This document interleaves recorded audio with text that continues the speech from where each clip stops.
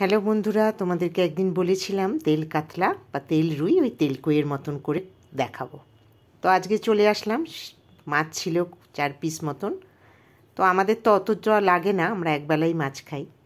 নুন হলুদ মাখিয়ে মাছটাকে ভেজে নিয়ে রাখছি হচ্ছে একটু মশলা করব, যেটার মধ্যে ধনে জিরে টমেটো শুকনো লঙ্কা কাঁচা লঙ্কা দিয়ে মশলাটা করে রাখবো। কড়াইতে তেল দিয়ে শুকনো লঙ্কা কালো জিরে আর কাঁচা লঙ্কা ফোড়ন দিয়ে একটু তেলটা বেশি লাগে, তার মধ্যে আমি ওই মশলাটা দিয়ে একটু কষাবো। একটু কাশ্মীরি রেড চিলি আর হলুদ দিয়ে আরেকটু কষাবো।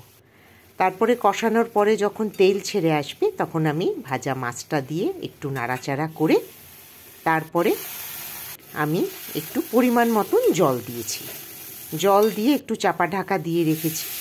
তারপরে যখন দেখলাম যে খানিকটা হয়ে এসছে, ধনেপাতা থাকলে দিতাম, নেই তাই দিইনি। তোমাদের থাকলে দিও। তোমরা প্লিজ ট্রাই করো, খেতে ভীষণ ভালো লাগে। সঙ্গে